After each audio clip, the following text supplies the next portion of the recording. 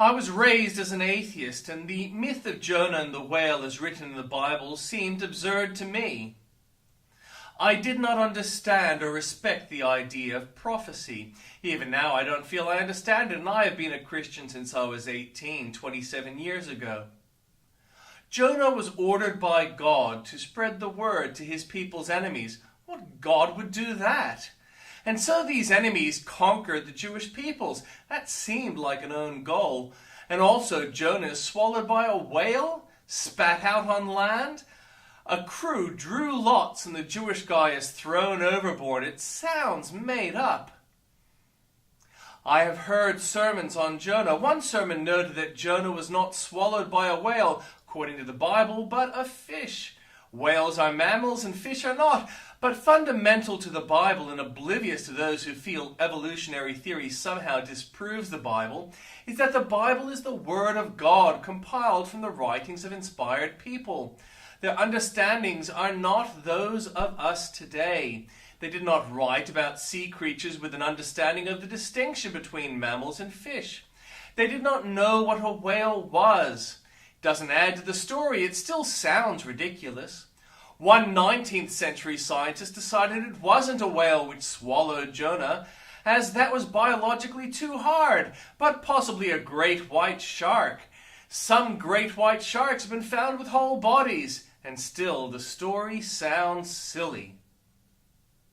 Assume for a moment there was a person named Jonah who preached to those in Nineveh and secured their temporary devotion to God so that Jerusalem was sacked.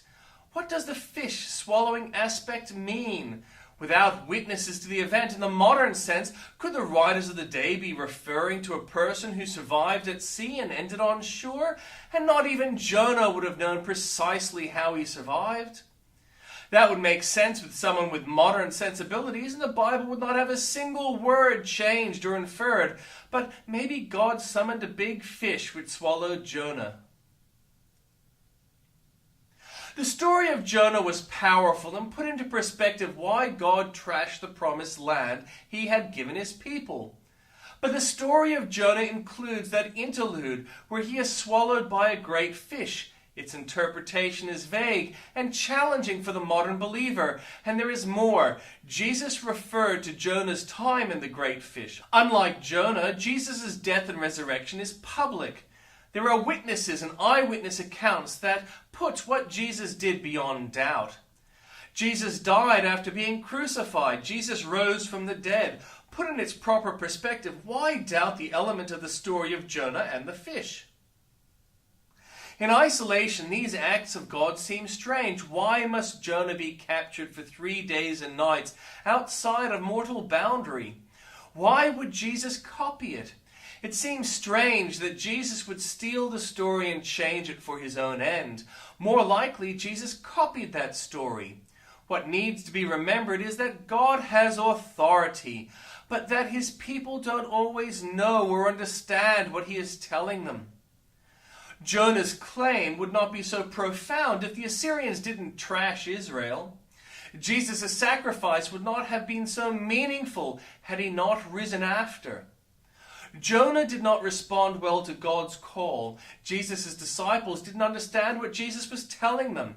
There is considerable evidence that the disciples were trying to get Jesus to lead an army and assume power. And so Judas leads Jesus' enemies to him.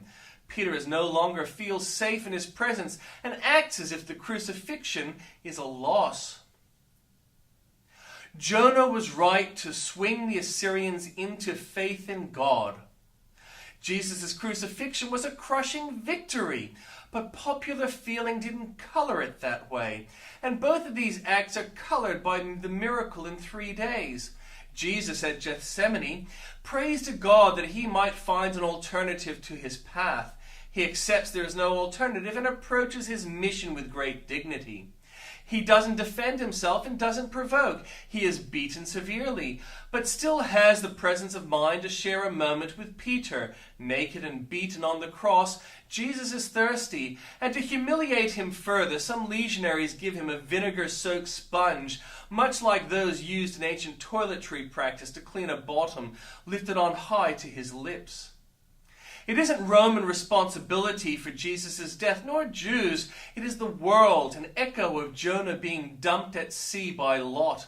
The world prosecutes its authority with zeal. Who can survive in opposition to the world?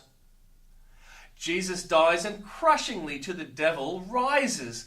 Jesus opposed the world, and although the world had no right to kill Jesus, he was innocent of the charges he was condemned for. Jesus is killed. Jonah tries to follow the world, fleeing God, but he is in opposition to God, and so he is swallowed by the fish.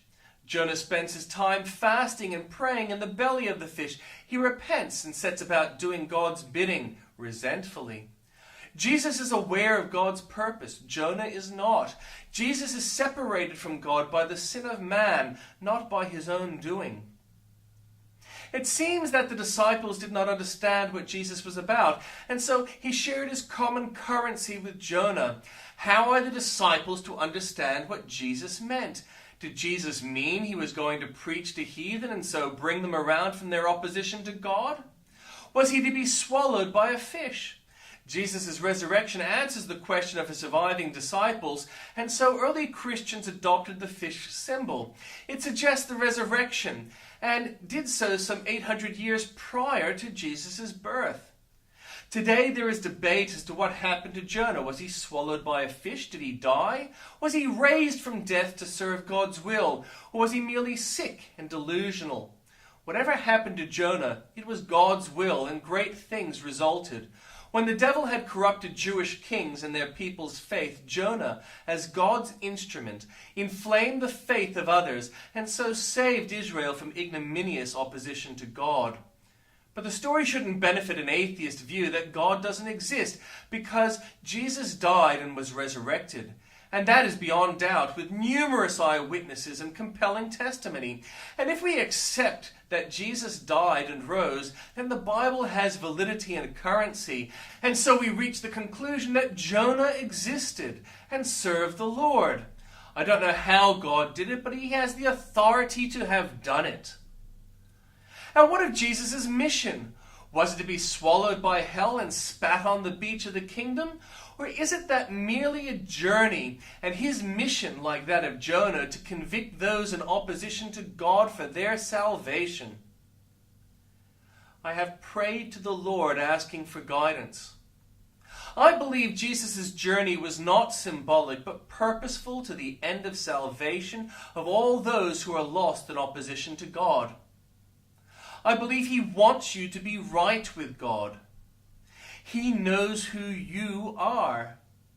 You aren't perfect, but if God looks at you through the cover Jesus gives, God will see you and not your imperfections. He knows what you do and why.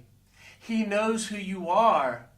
You don't need to do anything more to be in communion with God.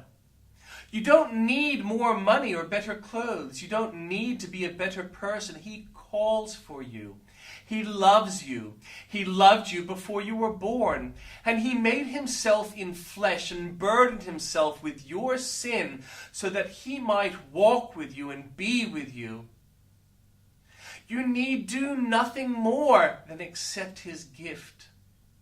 He calls you, you who have not known his love, you who have rejected him and spat in his face saying he doesn't exist.